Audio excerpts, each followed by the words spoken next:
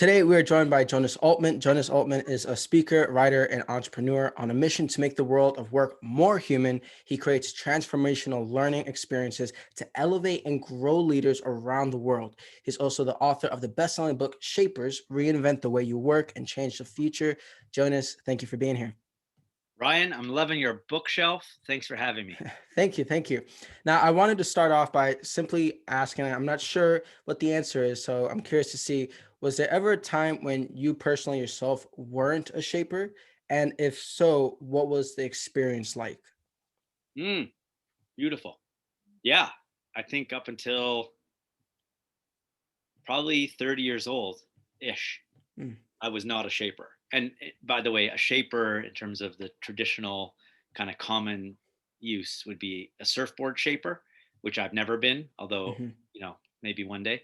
So I'll never, in effect, be a surfboard shaper. But in terms of the terminology of having work be a source of energy, viewing work as a practice and not necessarily as a job, making a creative or any kind of contribution and expressing yourself and Mm, making a difference. Those things I don't think I really got out of my work until mid career, pretty much mm, like a career pivot.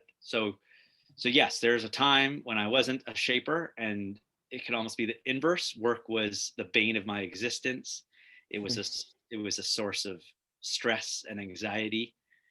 I was not expressing myself very much, or if I was, it wasn't authentic. mhm. And I don't think I was in the right lane or ballpark or path to make a difference or do the things that I am on this planet to do. I see. Okay, so then starting off, I mean, I think we've all been in a position where we have a job we don't like, or we're in just a position we don't really want to face, right? So how can we go ahead and sort of change and reinvent whatever job or career we have into something we actually love to do? So as you said, usually when I imagine a job, usually people are stressed, they're overthinking, or they're overwhelmed with deadlines, or they have tasks. How can we change it so it's something that we can actually love and feel fulfilled from doing? Yeah. Well, there's a couple of things. The first is actually to be willing, and there's probably a different word I'm looking for. Crazy, crazy enough to be searching for meaning in work and Mm, fulfillment. So that's a whole other philosophical debate that we can get into about why is work a place that we're mhm, looking to find joy and satisfaction, self worth. mhm, Assuming that that's it, that is something, then really the first thing is a cognitive crafting or a frame of mind or a mindset that allows you to see work as a place or as a thing that could reveal meaning and purpose and give um, a container or a vehicle for your talents. So that's called cognitive crafting. It's from the mhm, Center for Positive Intelligence, and that's mm, one of the main aspects of like you decide. Ryan decides of whether like a podcast or a book dev's Instagram that really shares the knowledge of some of the best thinkers and some of the original wisdom. That's what you're doing. You're not waiting for permission. So that's reframing or framing. Um, mhm, Next to that would be the actual work you do. So there's going to be a bunch of editing to this. There's a bunch of analytical stuff that you have to do, and it's not very sexy.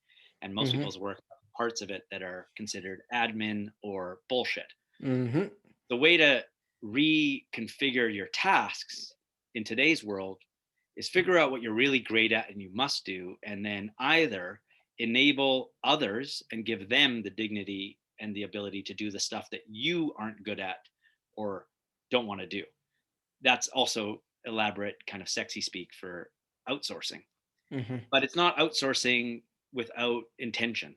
So, for example, with editing or with social media, those are not things that I want to necessarily spend a lot of time doing or necessarily that I want to get great at. But there are people who live and breathe social media management and mhm. editing words. Yeah. And then the final one, and this is just kind of borrowing on that, is um, the relationships we have and the feeling of connection that we have to our colleagues, to our customers, and even to ourselves, in effect becomes the fabric of our work. So a bad boss is Hmm. the primary destroyer of meaningfulness. You can have the best job in the world making the most impact, but an asshole is standing in your way of really getting what it is you want from work, which is to be uplifted and have that carry into other aspects of your life. So one way to turn the job you have into one you love is to look at those three pillars and, Hmm. like Tetris, be playing with them, knowing that a lot of it is a mindset, a lot of it is what you project onto your work that then comes back to you. Often what happens, the same thing in relationships. But I was also thinking about that when you said this to me, as maybe it's also about just doing activities and orientating yourself in the ballpark, in the sphere of things that might bring to you joy and delight. So if that happens to be organizing events in a Hmm. post-pandemic world, or even online, start doing that, see how it feels, try it on, and maybe that's where you're going to get your kicks. And then HR is one aspect, and then slowly, all of a sudden, you move into event management or experience design, and you kind of I moved see. out of one domain by using what Peter Drucker says is a parallel career. Mm. So Okay. in effect, you're a podcaster, Hmm. that's what you do, but your other uh, avenue easily could be doing tutoring for Hmm. university students. Yeah. So you make a pretty good living tutoring, but your podcasting actually allows you to be a great tutor as well. Hmm. Yeah, I think it's important to like. I think we put so much pressure, at least like growing up from like teenage years into sort of adulting. But I think even with some adults I've spoken to, we put so much pressure on. We have to be this one thing instead of just like maybe looking at, as you said, sort of maybe like testing to go like I'm gonna test this or experiment this thing of I'm gonna go try tutoring and see if I can enjoy that process of teaching others and helping others, and if I also find it fulfilling. And if not, it's okay. Like I can go and experiment and test with other things. Right. Plus, I think with life, just as I've listened and learned from like a lot of other people, you never like so many people never plan on either being a writer or they never plan on being, I don't know, a technology person or a social media person. And then they said, oh yeah, I just went ahead and tested it, tried it. And it turns out I absolutely loved it. And I haven't looked back since. So I think it's also important to like develop the skills because at some point in your life, you're going to be like, oh wait, I have these skills. Why don't I go try something in tutoring? Because I've spent 5 years podcasting and listening to people and like with other things, I've developed skills elsewhere that I never thought I'd develop that allow me to be serendipity in life and try something new. Yeah, that's the best. So sorry, there's another thing to say. I Yeah. heard some studies that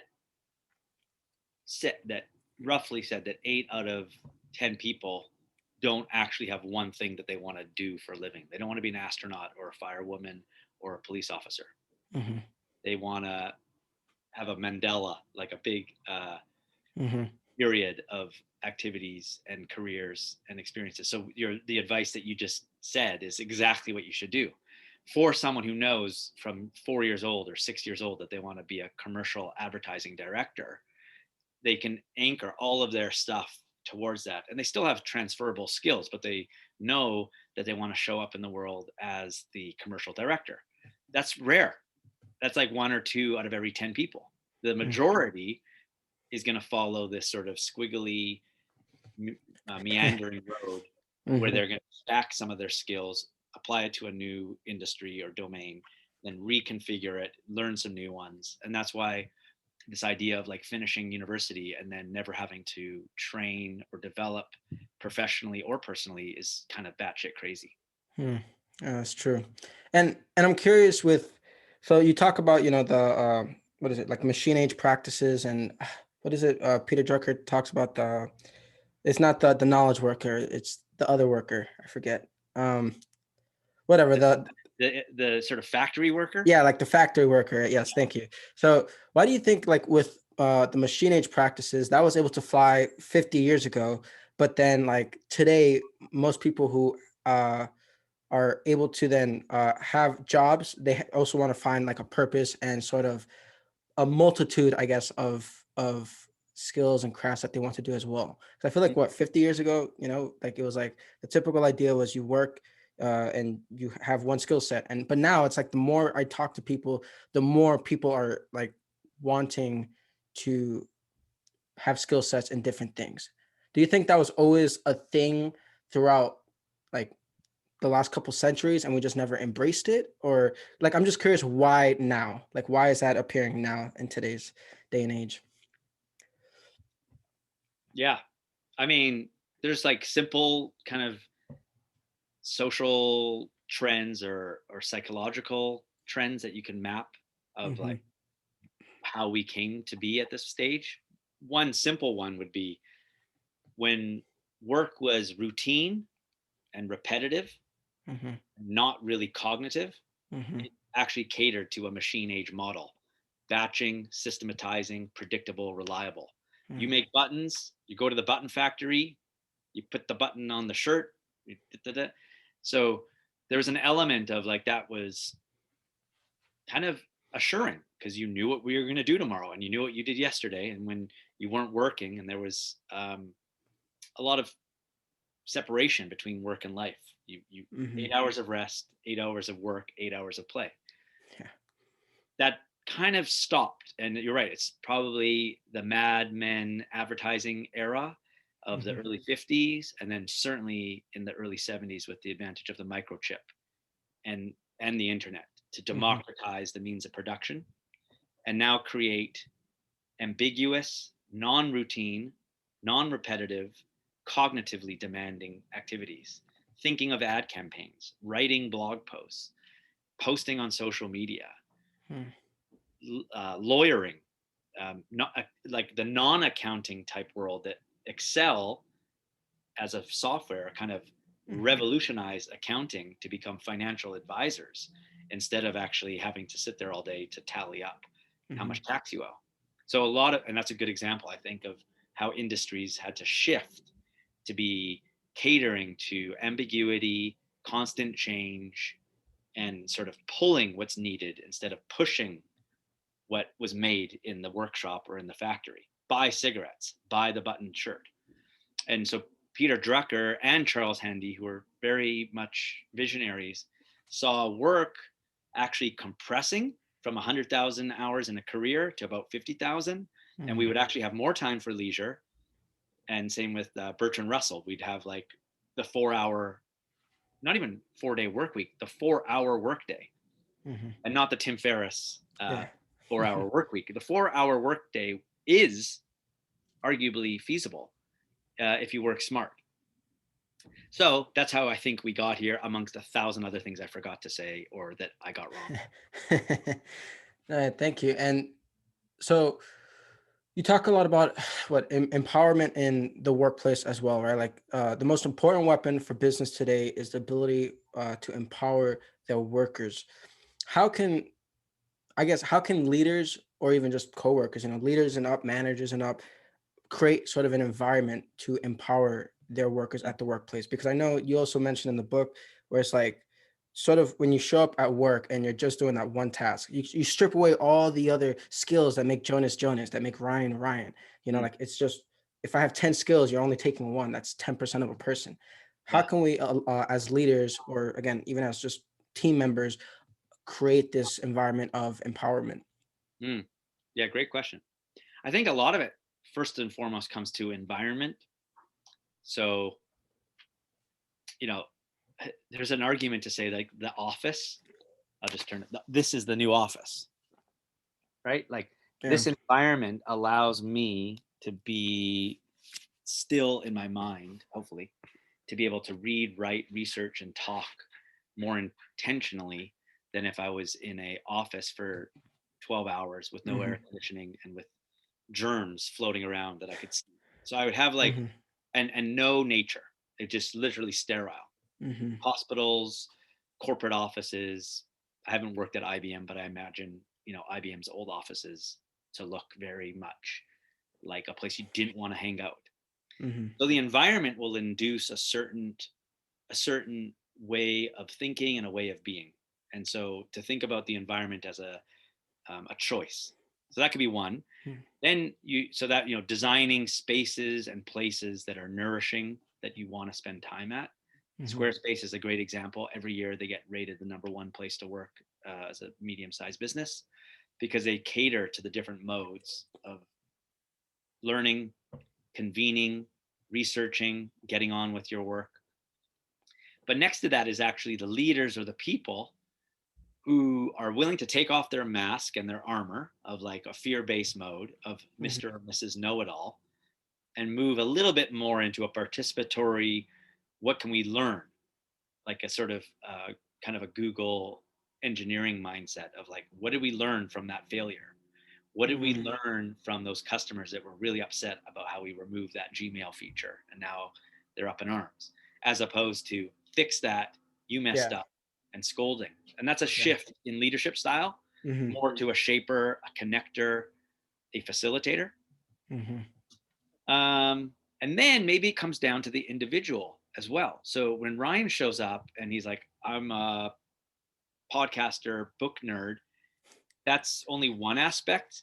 And you Mhm. might have your tutoring and a few other things that may or may not be relevant. And the question becomes, if they're not relevant, fine, you don't need to bring them up. They still make you you. Yeah. But if they might have some currency, they might add a little flavor, they might create some tension, then not being afraid to bring that part of yourself into the conversation, to saying, I worked at a mental health charity for 5 years and there's still a stigma. And so one way for us to work on this would be to address that now. And they're like, whoa, whoa, whoa, you weren't hired for that. We're not paying you for that. Mhm. Then that reinforces, then you never will do that again. But if they go, wow, we never knew that, why didn't you say that? You're like, yeah, well, there's depression in my family and I wanted to figure out, is it something that we could work with or I could help? And that becomes actually even more impactful than your podcasting or user experience design. Mhm. And those parts are often left out because you subordinate yourself to the job spec. Mm. So it's a complicated or complex way of looking at. There's a bunch of things around technology, the environment, human behavior, design, the actual climate that people experience every day that might Mhm. make an empowering workforce. Yeah. So you can't control Yeah. copy paste. Yeah.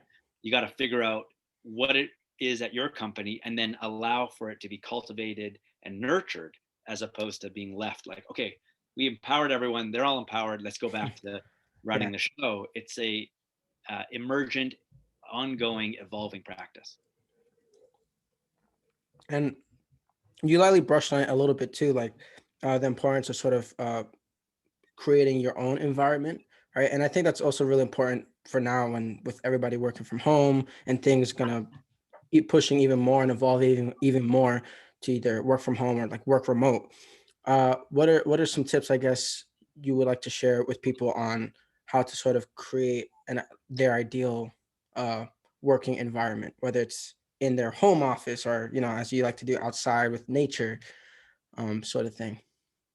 That's a great question. I mean, there's a lot of studies um, that show that nature here, biophilia, which is the study of plants, increase your productivity, your focus, and sense of well-being between 13 to 15% Hmm. scientifically. And when I read that 5 or 6 years ago, I was like, really? And then I bought some plants. My home office is like a little bit of a jungle. I started working in co-working spaces that kind of blended outside and inside. Hmm. And I read about people who had sort of these rituals of setting up their environment to induce a state of like, okay, I'm ready to do the work, the right cup of coffee, the right stand for their laptop, the right music. Hmm. And some language is using, like, we have triggers in our life that um, make us feel alive or resentful or irritated, Hmm. often done by someone or revealed to us by someone. Hmm. Same thing can be done on our own. We can actually trigger ourselves to start running by having our sneakers at the door, having our favorite playlist for running, setting a specific time, and maybe even having a running buddy that's meeting us down at the track at 9 a.m. You got to Yeah. practice now. Mm-hmm. So that's an environment that has cues that induce this behavior that you're trying to repeat. Mm-hmm. That's individual work. When it Yeah. comes to collaborative work, okay, well, that's a whole other kettle of fish of like, okay, is this meeting about making a decision? Then, okay, does it need to be an hour? Who needs to be there? Should it be in person or on Zoom? Do we need to involve someone from outside the organization who might have more objectivity? Or should we involve someone from another department who, again, might come with other attributes or skills? And a lot of people have forgotten about meeting structures and purpose. There's usually about 4 or 5 types of meetings, which is how work gets done in groups. Mm-hmm. Effective performance is how we collaborate.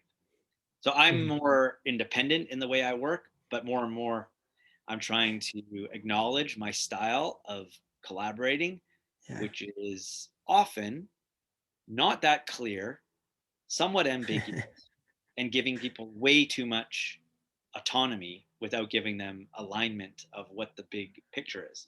So, one of the things I've learned about myself is to acknowledge that, make sure that the alignment, like Spotify optimizes for um, customer enjoyment of music or listeners' delight.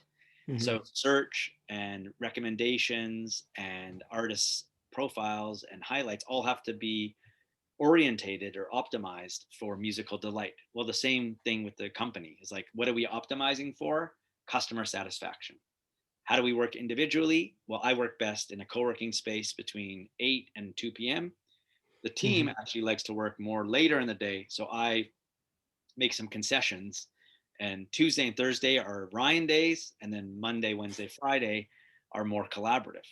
And I have I lots see. of friends and people that seem to theme their days based around independent work, collaborative work, and even the tasks like marketing versus business development. Actually, marketing and business development here, blog posting and editing and content Mm-hmm. here. And they don't Yeah. like to mix those two. Yeah. Yeah. I've definitely found doing that sort of helps with the flow of creation for that day, right? So like you said, okay, like I try to do sort of Mondays more of a recap on like the previous week. Like my Mondays are right now my Sunday, just because that's how I have my work schedule set up. So my Monday is more of reflecting on what I've read, reflecting on any content I've created, and then maybe doing some light editing. And then Saturday, Sunday is more of my creation days. And then Tuesday through Friday is more of, okay, I have to show up to work. So I try and focus more on having impactful mornings in the day so that the rest of the day, it's gravy. It's just showing up to work, getting work done. And I've already gotten my personal projects and whatnot done from the morning. Ryan, how old are you? I just turned 23. Okay, so when you're 33, if that's still your rhythm, I will jump off this cliff. I believe your body, Uh-huh. your circadian rhythms, Mm-hmm. the type of work will shift that some degree, but the Mm-hmm. intention is still there to theme it, to be Mm-hmm. intentional. But something will happen where you're like, oh, actually, I'm getting like, say, for the pandemic, everything for me moved a little bit later. So Mm-hmm. instead of 9 or 9:30 being like peak time, it was more like 10:30. Mm-hmm. Oh man, I'm losing it. I was like, no, like something's happening in the world and with me. So when you're 43, it's going to be different than when you're 23, and that's Mm-hmm. okay. But it's Yeah. the spirit of which you approach it, Mm-hmm. as opposed to like, Monday's here, and I didn't do my Sunday thing, so now the whole week is all off. Mm. And just like it's a write off. I see. Okay. Well, thank you. It's a theory. I mean, the other would be if it's not like that, and you actually have crazy discipline, you'll be able to tweak as you go, so you'll never have to think about how, like Houston, we've got a problem. Mm-hmm. You'll actually be course correcting on the go, Mm-hmm. whereas a lot of people just hit a moment and it's like, oh, Yeah. work just, and Yeah. they're thinking it's something that it's not. They're Mm-hmm. misplacing the symptom for the Mhm. cause. Yeah. No, yeah, I definitely think it's important to sort of be able to go along with like the rhythms of life, if you will. So like for like the summer, I had a bit more time to create and whatnot. So okay, I was good there, but now I just had to change sort of my thematic days to Monday is my more reflecting day because I have Mondays off now from work, but then I have classes and work Tuesday through Friday sort of thing. So, but usually like I would like to do Saturday, Sunday, but because of, There you go. life sort of ebbing and flowing, Monday is what works.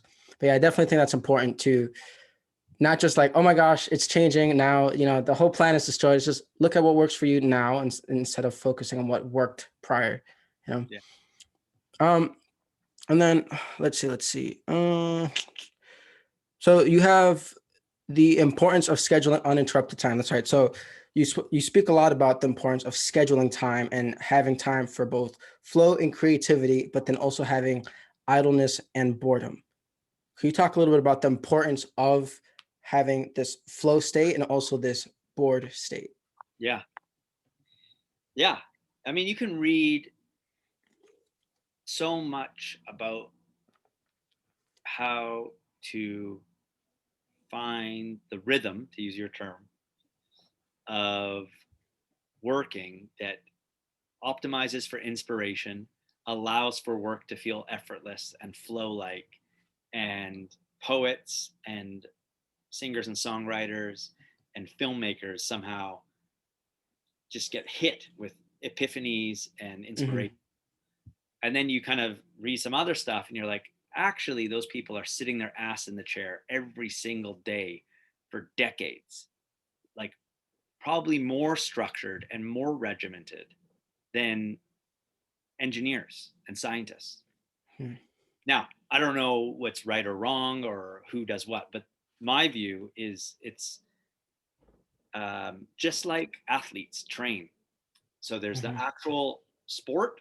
So let's use the Olympics are on. I Yeah. think I think the Canadians won swimming or track. I'm not sure, but anyway, let's use track. So you're training in a 400-meter race, which is an extremely hard race, Hmm. and you're running and doing all of the things that are considered running activities. That's one. Then you have cross training, which is weightlifting, breath work, um, cycling, Yeah. whatever, resistance training, all Hmm. sort of cross training to allow you to be a better runner, have better upper body strength. And then there is nothing, rest, recovery, like zone out. Yes. And if you think about, are those Dr. Dre Beats headphones? These are both. Both. Okay, good for you. Both. If they were Beats, I'd say like when the Olympics got the marketing with Bose and they gave Beats to everyone, it kind of let us see what people do who are high performers before they go to do a dive or before they run, which is they get in the zone. They're listening to Drake or they're listening to Hmm. Metallica. Yeah. That would be considered, to me, the opposite of training. It's like um, moving inwards to like get into your psyche and just Hmm. um, be still to a degree. So what I found is I spend so much time talking and reading and thinking that I wasn't spending a lot of time not doing anything. And I read a book called Rest by Alex Pang. And then I Hmm. read a book called How to Do Nothing by Jenny Odell. And both of those books got me to be like, okay, long time ago, people like Frederick Nietzsche would walk for 9 hours, write his book while he was walking, and then come home and kind of weave together his scribbled notes, and it would write his book while he was walking, but like assemble it when he got back to his studio, and that felt somewhat exotic and eccentric and enticing, and I tried it and it kind of worked that I Monday mornings I go for a walk and then I open up my computer. Oh, And I've really? allowed myself more time for not doing and not being bored and not having the guilt. And Yes. so that when I go to do the activity, not only do I feel like there's time constraints because I'm like, okay, I got 2 hours, but I've actually done some of the thinking, some of the problem finding, some of the problem solutions prior to sitting down, sort of as a byproduct, like secondhand smoke. I Mm. was thinking about what are the 5 books that had the biggest impact in my life. And instead of thinking about it, being like, these are the 5 books, I was paddling or wading in the ocean and it hit me that Viktor Frankl's Man's Search for Meaning is a book I cannot not mention Hmm. because it had such a profound effect, as opposed to being like, you got to read this book because it's cool, or this is Hmm. the one, Yeah. Yuval Harari just had this book and Hmm. everyone's talking about it. Like, great, but I don't want to know what everyone knows. I want to know what book made an impact on me, because there's only one Jonas in Hmm. the West. So that's that kind of stuff. The importance of boredom is that it's the breeding ground for innovation. Hmm. How so? Like, oh yeah, okay, I see. Because you If allow boredom, for that. boredom is Yeah. the default mode network in the brain shuts down. Hmm. Your mind is more malleable to solve problems because you're not working on them. So you're trying to find the right word for your poem. You're trying to find the right, Mm. um, like the right words of inspiration to go to one of your great photographs of like the books that you're currently reading. And Hmm. you're trying so hard to squeeze out like Hmm. a little bit of Something. ingenuity and innovation is the moment you stop trying to think about it. Like when you're like, who's that actor? And you're like, he was in Pulp Fiction. Or no, he was in Fight Club. He was in The Magician. You're like, Ed Norton. I can never remember his name. So people Uh-huh. go to Google. It's Yeah. when you stop thinking about what movie he's in Hmm. and you dip into your salad, Ed Yeah. Norton comes and smashes into your. Oh yeah. That's how our brains work. That's why people take so many showers, is because the showers drain out the visual stimuli. Your eyes are somewhat closed. That's why kids look up when you ask them a question that puzzles them, or they close their eyes. Hmm. That's what we do. It's called a brain blink. Our brain actually blinks with a moment of insight. Now, whether that has currency in the world or has value, that's about analyzing. That's about other people's appreciation. But in Hmm. terms of the creative process and not being judgmental of like, this came from Ryan, although it was probably living out in the ether. You're a Hmm. vehicle of like transmuting or transmitting those ideas in a novel or different way. Very few books you'll read, including mine, have anything actually unique and novel. It's an amalgamation of what has already existed for thousands of years. Yeah, that's definitely something else I've been learning. It's like everything that's already like that's being written about now is like already been created, and it's just all ideas, just intertweeting. It's how you stitch them together that Hmm. often makes it have a new life. Hmm. Like a 20-year-old reading Ryan Holiday is going to Hmm. really enjoy it.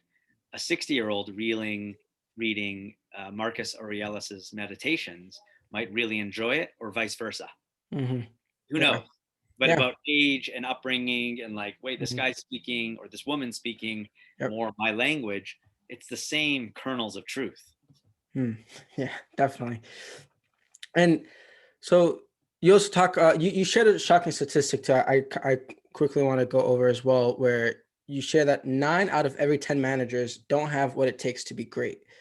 What is your advice for a manager or leader who does want to be great? Yeah.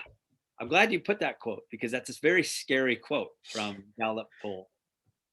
And when I read that, I immediately thought of like, well, let's just get rid of managers and have a self-managed company, which many Yeah. companies have moved to. Self-management is not for everyone. We can trace back from Zappos that is in Las Vegas all the way through to Valve or Hair in China that has 70,000 employees. So one answer is just everyone becomes a leader and you don't have to have this select few. But that doesn't really answer the question to a degree. Um, how to grow capable, empathetic, conscientious leaders, I think, comes back to desire and appetite. Like, not everyone wants to be that. And if we look at, say, tech as an example, Hmm. there are a lot of software developers who are great individual contributors that never should be or ever have designs on becoming a tech leader. Yeah. And there they are. They're the Uh-huh. tech pro CEO or CMO, and they Yes. fucking shit up. Pardon my French. Yeah, no, it's so true. It's so true. Like, I mean, I work in engineer and IT. Like, I'm studying computer science, and I've worked with people who I'm like, wow, they're really great programmers, but like the communication and those other skills for management is just not their Yeah, strengths. right. So that comes back to like the same with learning. Like, do you want to apply your learning or do you want to ace the exam? That's true. I use tutoring as an example because I know you're a bright guy. Of like, I can Yeah. tutor you to do well on the exam, but I can Hmm. also tutor you well so you can think well. You can have mental models to solve problems. You can apply the thinking that an engineer or software developer has to a relationship in many ways of being like, it's not just zeros and ones, or maybe it is. It's, it's chaos or order. I don't know. Hmm. But you can take and import some of your ways of thinking and apply it as a lens or a filter, and look at it as, um, leadership is not finite, and it's not a thing you just get the designation on your Hmm. business card or on your, I'm thinking of like military. Hmm. It's a way of being. And Okay. so, yeah, so I think, the different types of leaders that you'll see are servant based leaders that will ask, how can I help you do your best work? Totally different question than, why did you not copy in the Hmm. client that email? Okay. Back to Mr. and Mrs. Know It All. Another style would be showing vulnerability in a way that it's seen as a strength and not a weakness. Hmm. So Google did a big study of what makes the most psychologically safe teams, called Project Aristotle, and vulnerability and willingness to show parts of yourself that don't know the answers, which is kind of against the traditional leader style of like, Hmm. here's what we know, and I have people skills, I have credibility, trustworthiness, and I've been in the game for long enough. That's why I'm the leader. But you actually know the answer because you're closest to the front line. So you tell the team what we should do, and then collectively, let's make a decision that we know we can learn from, as opposed to like kind of like Amazon's day one. We're Yeah. going to learn from this, and Amazon fires a dud, but it turns into Amazon Alexa, which is my favorite example. Okay. And then maybe as I'm riffing, I wonder about this idea of, this comes a little bit close to self management, power being centralized. Collective power means sharing and distributing decision making and leadership as dynamic. So, although Ryan might be the IT professional at X Hmm. company and the CTO is up the chain of commands, and then there's someone here, Hmm. when it comes to actually mapping out the hierarchy and the organizational model of the company, Hmm. doesn't look like a pyramid, even if it does when you joined the company. It looks much more like a web, like Hmm. a like a like a Yes. honeycomb of a beehive. You probably have a book like that. Yeah. Yes. Yeah. So yeah, It's called The Power of Giving Away Power, and it literally yeah, talks about constellations. And yes, yeah, that's exactly it. It's like, I don't and know what the image although is. that's dreamy, in effect, if you can map that moment, that it would look exactly like that. Trying to see if I can find it right now. I guess not, but it literally talks about that whole idea of, instead of thinking of everything as a pyramid, it's a constellation and people connecting to each other and empowering each other. I mean, And the oldest book that I know that talked about that is Wikinomics, which is like 20 years old. Wikinomics. Wikinomics is using Wikipedia as a great example, Mm, um, okay. of, there's a founder who, it's a Mm, nonprofit, but there's 50,000 people contributing and editing on a regular basis. yeah. Yeah. Arguably, many of those people are dudes of a Hmm. certain pedigree, so there's almost a bias in Wikipedia. That's a Hmm. whole other story. But as a way of organizing and making sure that there's factual or semi-factual, mostly factual information in Wikipedia, is a experiment of collective power in a new model of organizing. And you're seeing it with blockchain now, companies that are Hmm. organizing that as the foundation. Hmm. You're seeing it with self-management movement. You're seeing it with distributed workforces where there's no central office. So therefore, by default, they're centralizing. In healthcare, you're seeing companies like Bertsorg that have 30 employees in the healthcare office, but 10,000, 12,000 nurses around the world, Hmm. or in Holland. So I think there's a lot of models that are actually helping to have the behavior and the leadership style meet the way that they organize, as opposed to something else. So Okay. that's helpful. Back to environment, is like, what is the environment in terms of our intention of how we're modeled and structured, so that people can be informed by that instead of everyone copying a certain leadership style. Ryan, very I see. charismatic, very tall, very demanding. Okay, that's our leadership style. No, that's Hmm. your leadership style. That's not. We don't want to clone you. We want to borrow certain aspects, but Yeah, also the able to channel it strengths. all. Yeah. Okay, yeah. Yeah, and I think it's important to like not only acknowledge your strengths and also but also acknowledge your weaknesses. Like, okay, it's okay that I'm bad at this. I'm also good at this, you know, and find that balance between what you're good at and what you're not good at. Yeah, Yeah. exactly. Um, and so talking about learning and I'm curious, what are you currently learning right now? Mm. Well, I've got this great book here that is kind of interesting. Yeah. Several Um, short sentences about writing. Huh. yeah. So I wrote an article, 10 books that changed my life. And one of the guys Nice. commented, who read it, saying, "Have you read this book?" My dad actually started reading it because he saw it lying around and he picked it up. Nice. But what's interesting about that is we tend to over engineer most sentences. They're too long. They have a classifier at the beginning, like when, since, or in turn. That's not necessary. Mm-hmm. Um, the preposition or the proposition or the adverb. I didn't even know all that stuff is in the wrong place. So I'm Mm-hmm. kind of like, I wish I had known about this a long time ago. And we're also writing as if we're in school still, which is if there's like a certain way to write, like you shouldn't start a sentence with and, or you have to prove yourself. Like you actually are starting with this assumption that your reader's dumb and needs to be like told 14 different times. Mm-hmm. Yeah, like That the same that thing. and to rewrite like that after. And it's like, no, like that's not actually your writer's extremely intelligent. In many ways, a lot of the best books I've read about writing are like they're more intelligent than you. And by you mansplaining, you're doing them a disservice. And they'll say, I'll put Yeah. I'll put a dog ear this and I'll come back to the book and they'll never come back. Yeah. So that, and then I'm trying to read more fiction. Oh yeah. So I've been reading. I've got The Catcher in the Rye here. Nice. I finished a book by Douglas Coupland, who's a Vancouver author, called "Worst Person Ever." I found it in the public library. Just read it in like a day or two. Nice. And I'm also learning some courses on Domestika, which is a Spanish online learning. It's super cheesy, very bright colors, kind of like Slack is for enterprise software.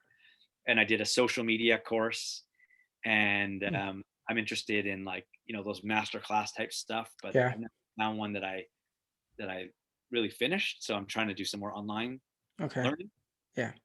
and then I have a lot of conversations with new people that I think are probably one of the best ways for me to learn by getting in touch with some of the things that I think are true or are interesting, and then seeing Hmm. if other people's perspectives validate, invalidate, or Yeah. help. Hmm. Okay. Nice. That's really cool. And what advice would you give your 25-year-old self? Yeah. Well, the first thing is I'd say get rid of the ego or dissolve it more. And a lot of ways that I found are helpful for that, um, like choosing curiosity over judgment, is a sort of Japanese concept of shoshen, of the beginner's mind. And that's hard to do. But if I had known about that earlier, I'd be like, oh, how am I being here? I'm like judging Ryan for wearing his ring. I'm like, that's a badass ring. Maybe it Thanks. has significance. Maybe To me, he it does. Yes. maybe he's an ex-gang member and he's going to punch me in the face. So a lot of it is choosing curiosity. Oh, Meditation is very helpful to get out of your head and just sort of calm yourself, moving your body on a daily basis to get out of your head. So yeah, ego. I also wrote down more collaboration. So as I said to mm, you, I got really independent, especially in my early 30s. It was like, okay, I'm gonna like, be a teacher and a writer and a mhm, researcher and a thinker, and therefore I'll retreat from the world. And mm, I think that I was necessary, but I would tell my younger self, it doesn't have to be so drastic or dramatic. mhm, There's this concept of bimodal. So instead of like being in teacher mode for 6 months and then going on sabbatical for 6 months, mhm, which is quite black and white, you can weave it a little bit more fluidly. A lot like how people are retiring in real time now. And when they turn mhm, 65, they're not going to get the Winnebago or the Airstream and go touring because they'll have already been doing that in their mhm. 30s, 40s, and 50s. Okay. I wrote down getting more mentors and coaches. I Mhm, didn't really get my first coach until late 20s. And I have to say, most of my mentors have been informal, and I didn't formalize that. So I think I would have said like, this person is someone I want to have a regular conversation with every month, and I want to make it clear to them why and what I would like from that conversation. So that would be helpful. That's also to get out of your own head and out of your ego. I see. And how would you recommend someone, I guess, either find or reach out to a mentor? Well, I mean, the difference between mentor and a coach for me is a coach has a certain way of showing up in the world where there's, say, less advice, less I've been there, done that, and more about holding space and allowing the coachee to solve problems. So I would distinguish the, like, I would get a coach, I would pay that coach, Hmm. and it would be like business growth or like Hmm. writing or, mindset. Like, so the Okay. coach, a mentor, I think would be someone who you like look to as inspirational in the way they carry themselves. Um, Back to our comment around like a leader that exudes the types of thinking, behavior, spirit Yeah. That uh, energy. that Yeah. you champion. Yeah. Yeah. So Okay. that person, you'd say like, can I take you for lunch once a month or every 6 weeks? And I just Okay. want to chat. I see. Maybe you have themes. Be like, one day it's about work, one day it's about relationships. So I think that that's something I did informally, and I would formalize it and be like, it came to me a lot when I went back to school, and I was like, oh, I now have permission to reach out to someone like an author or a thought leader and give them the clarity and the dignity of like, I think you're awesome. I'd love, hey buddy, come here. I think I would like to give you X, which is the ability to share your wisdom and knowledge with me, a Hmm. hungry student or young entrepreneur. And Hmm. in exchange, what I'll get from this is confidence, competence, new connections, lots of different things that I wouldn't get. And then in some ways, maybe there's even a reverse mentoring where, because say I'm more digitally savvy or I have a foot in the academic world, that it Hmm. can be reciprocal. So it starts off with like, you have more world life experience, you have more success, I want Yes. to like learn from you. But actually what happens is there's a sharing and a mutual dependence instead of a one-way street. That could happen, but I think there was fear in my mind that I would be taking and taking, and so instead of doing that, I did it once, and I tried to get like everything, like, I just want 20 minutes of your time or half an hour, and I'd like bombard them thinking that I would never get to Yeah. build a relationship. And now I realize that that was a scarcity mindset, that I could come with like, here's what I'd like to know. If it's valuable, if you're thoughtful, if you have integrity, I think that most people would be willing to share, and then see where that goes. Okay. So yeah, we do more of that. Okay. And I would Thank do you. less ruminating, which is less stuck in my own head, overthinking about things that don't need to be overthought. Yeah, absolutely. I can totally agree with that too. And then, what books have had the deepest impact on your life? Yeah, my first book I wrote down is Still Writing, Danny Shapiro. Okay. Then I put Zen and the Art of Motorcycle Maintenance, which I got to say, second time round or even third time round is insanely more relevant or um, re- revelatory. It reveals so Yeah. much more the next time round, at least for me. Okay. Great Gatsby, same thing. Hmm. Next time round, I mean, the writing in that book for me is like majestic. It's like I read a sentence and I'm like, huh? And then a paragraph, I'm like, I got to read that again. Man's Search for Meaning, which we've already mentioned. And then my Yes. last one, these are 5 books, is Daniel Pink's Drive, which I read when I went Okay. back to school. And it got me really excited about work being something that I could actually not be drained by, but be jazzed about. Mm. And there's a whole bunch of other books. If you want to Yeah. add to the tags and you want some more, I can give more fiction or nonfiction. But those are 5 that really stand out for me. Okay. Yeah, no, thank you. I mean, those five I think are good enough, like to just dive into and really read and reread and learn throughout life. Like, thank you. And then I'm also curious, what are you doing on a consistent basis to continually grow? Mm. Oh, well, there are some people who are like, I've fallen off the personal development Mhm. bandwagon or wagon or track, and I got to get back on. And when I hear that, I think about as if it's like dieting, like you're Mhm. gonna do growth and then not do growth. Yeah. I think that mindset's kind of silly. I think Mhm. growth is an ongoing thing. Where it happens is usually in the space where it's challenging and uncomfortable. Mhm. And so with my coach, we talk about nesting, which is you think you're growing, but you're actually nesting and you're staying in the space that's comfortable. But in your mind, you're saying to yourself, I'm reading a new book. I'm talking to different people.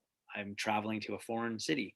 But you're Mm. not actually putting yourself in the zone of real growth, which is like uncomfortable, scary. Okay.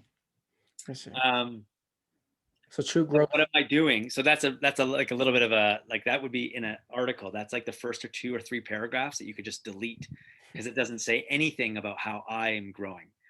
But I do fall back on this pillar of meditation is a way to have no mind, so to get back to a still Mm. mind and have more patience, more clarity.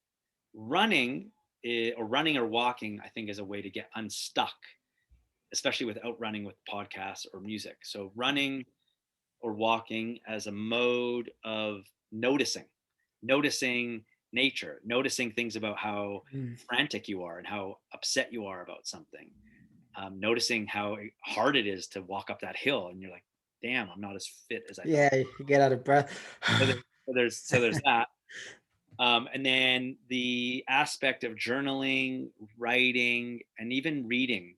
If you lump those together, I do think are helpful to clar- clarify or get clearer on what you actually think and what your Mhm. opinions are. Okay. So I think those are like a foundation for development and growth. Mhm. For me, I was telling you about this program that I'm running, and that that is actually the vehicle that throws me into an uncomfortable zone because it's not about Jonas anymore. It's Mhm. all these humans learning and growing together as a team sport. And Mm. so you're actually seeing someone else whose threshold or zone of discomfort is public speaking. Mhm. And I'm like, that's not me. I yap for a living. But then I see something that they do that I'm like, oh my God, like, um, I don't know, like something like being very methodical and thoughtful and doing X amount of research and thinking before they post or write the article or do the event. Mhm. That I have admiration for that. So that would be something for me, which I would call more structured and more Mhm. prickly than ambiguous and gooey. So I'm actually wanting to get more um, in coaching land. It's like dancing with the unknown. I want to get more like I want to get more confident and more skilled in being structured and having system and a scaffolding that's reliable because that's not my forte. Okay. So Wow. I'm actually learning and I'm working with people who are much better at that to help me be like, yeah, that wasn't very clear. I'm like, really? And they're like, yeah, can you say it again? And then I say it again. They're like, oh, so I what you're see. saying is, and I'm like, okay, that really was clear in my head, but not Yeah, in. but not when you speak it out loud. It's like I thought it was obvious, but okay, cool. I have to reword it. Yeah, I And then totally get what you mean. and I and I think one other thing is like in a world that is say coming out of collective trauma, I'm seeing so many opportunities to step into a persona or to step into shoes, metaphorically, that normally I wouldn't fill. So why do I have to wait to gather family for a picnic? It's Mhm. allowed in Vancouver. So I Mm. got my family together for a picnic. I Yeah. mean, I made it happen by manifesting it and saying, Mhm. okay, I want that to happen. Why am I waiting for my brother, my mom, or someone Mhm. else to organize? So I think growth can be like just as simple as not waiting for permission to do the things that normally Yes. would have let allocated or let other people do. Mhm. Um, and so that's something I'm aware of, especially now where things seem like, is that okay? Is that acceptable? It's like, well, we can find out. Like, Yeah. it's a picnic, and it's like I don't Uh-huh. feel comfortable, you're like, okay, no picnic. Cool. So yeah, Yeah. so a little bit more of that. And it's funny how those opportunities show up now. And I'm like, oh, what if I say no? What if I say yes? And what if I say yes? And can I help organize? Can I help? What Hmm. can I do to make this easier for you? And that it changes the goalposts from it not being like I'm not engaging to not only am I engaging, but I'm engaging with my full gusto, full self. Yeah. Okay. All right. And so is there anything you want to share after a year of your book being out? Yeah, I mean, God, you think you can like write a book and then everything happens. So the truth in that nothing happens without promotion and marketing is true. I can say that. I was like 70, 80% focused on writing and Hmm. 20% focused on marketing. And my friend who has a book out said, nothing happens without promotion. I was like, yeah, screw you. So I've done a lot of podcasts, I've done a lot of articles, I've done a lot of like talks and stuff, all mostly virtually. So that was a little bit unexpected, but I learned you can connect and really go deep without ever meeting people in the real world. It Hmm. is wholly 100% possible. Um, I learned that the act of writing and the confidence and the perceived um, or the perception of what others have can catapult you into a way of being and thinking that you don't overthink. So I won't spend a month writing an article about self-management or leaders. I will spend a few hours reading about it, a couple of hours talking about it, and then literally like 2 hours writing instead of 20 or whatever. So less about perfection and more about the spirit of and the act Yeah. of it. And then that the actual book itself is really a vehicle to have what you think or what you thought out there in the world to allow for more serendipity, more connections, and some even disagreements of like, yeah, one person wrote a review on Goodreads, which I read, and it was like, not much in here that I didn't know, and I was like, yeah, probably not. But someone else was like, I'm so excited to go freelance, and this book has really helped me figure out how to structure my day. Chapter 12, tools you can succeed. So that makes me feel really good. Mm-hmm. Now we're running the program, the Shape of Work program premised on the book, and it's actually just picking parts of it and really making them come alive. Something like creating the work environment that allows you to do your best work. Hmm. 20 people sharing that in a platform so you can see and hear it from them makes it come alive. And it's very humbling, and it's something that I'm learning a lot about, that I need to practice what I preach. So that's why I'm here in this sort of environment right now. But yeah, it's been actually exhilarating, and I'm really psyched that a year has gone by, and what I thought would have been a lot of resistance to the ideas in the book, Hmm. fortunately or unfortunately, COVID has accelerated and Yeah. allowed for many of those things to sort of, working from anywhere, which is a big theme Hmm. of the book. It was like, yeah, I have to. I thought it was going to be by Hmm. choice. It was by mandate. But I think a lot of companies and a lot of individuals are seeing more Yep. liberation. And back to your Hmm. question about knowledge work, they're seeing that this is a beautiful opportunity Hmm. to reinvent, to reconfigure how they work, as opposed to staying with the status quo. Hmm. Yeah, absolutely. And I think it's definitely brought people more together. Like I spoke with a couple other coworkers who are working remote as well, and it's like, oh yeah, they love it because it's like if they want to take a 4 day weekend, take off Friday, Saturday, Sunday, Monday, they know they can just work and be focused Monday through Wednesday and get their work done, and then they can go out with their families and do like a what is it, a road trip or just go camping. And I think it's allowed for a lot more connectivity, even though we have to work from home sort of thing. Yeah. Yeah, it's like a juxtaposition of you can come off the computer and feel like there's something missing because the bodies weren't in the room. Hmm. But then you go for a walk or you go meet some friends locally, Hmm. and you kind of carry that human energy that was 2D on Hangouts or Zoom. Hmm. And it's about the dose. If it's too much Zoom, too many meetings, and there are a lot of leaders whose days are 9 a.m. to 6 p.m. Zoom meetings.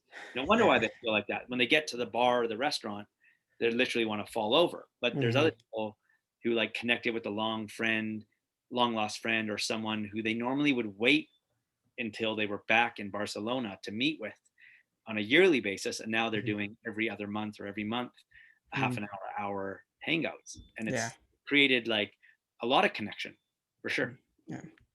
And then where can people go ahead and find you?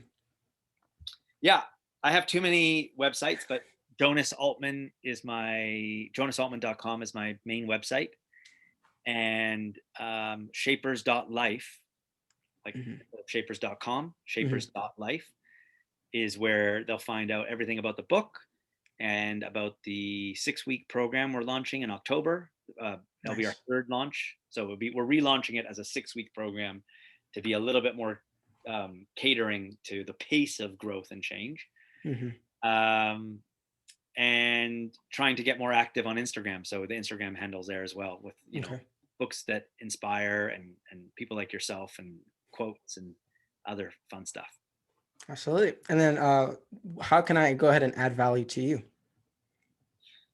Oh wow! I think now that you've read the book and you've had this conversation, any books that you feel like I must read, that would be offering value. Any podcasts that blown your mind that you think, you got to listen to this, or at least Hmm. check out this author or this thinker or this scientist. Hmm. Um, and a part of me is looking at, instead of writing another book, I actually just want to keep writing and enjoy opinions and commentary, say about the hybrid office as an example. Hmm. I would like for there to be no term hybrid office. I would like for it to be, the office is a state of mind, it's a way of being, a way of thinking, and the environment is wherever you can get work done. No Wi-Fi, bust out Yep. your journal and start mapping out the new website. Read a book. Got Wi-Fi, you know, crush some emails, whatever it is. Hmm. So that aspect is like, I want to have opportunities to be provocative there, Hmm. but at the same time, or I should say, and at the same time, the idea of um, weaving these together into something that's more personal. So when you ask me, like, what are the 5 books that are personal to me, I find that that is resonating more than Hmm. 5 books to read in 2021. Yeah. Is like, Hmm. okay, well, you're trying to now be blanket. So I'm realizing, and the world is, they want authenticity, genuineness, and personability. We Hmm. always wanted that. We just want Yeah. more of that now because we're hungry for it. Hmm. So opportunities to blend that of topics du jour with a personal perspective. Anything that you come across, whether it's a blog post or a Hmm. commentary or a thread that's like it's trending, send it to me, and then I can add my 2 cents. Okay. Because I do it a little bit on Medium. I don't do it on Twitter, and I do it sometimes on Instagram. But I know that there's so much engagement out there that it doesn't have to be the book or the article. It can actually literally just be a comment on YouTube, which Okay. I'm not the person who comments on YouTube. Not to say I don't admire people that are like, best song ever or this song sucks, Hmm. but they're unapologetic. Yeah. So I'm looking for opportunities to be more unapologetic. All right. Thank you. Thank you Thanks for for that question. sharing. Yeah, Yeah. absolutely. I love asking and honestly listening and trying to also provide value to you and to the guests, and I appreciate your time being here and sharing your wisdom with us. Oh, it's been awesome. Thanks for your thoughtful questions, for promoting the book, and for being yourself. Absolutely. Thank you, Jonas. I look forward to meeting you again soon.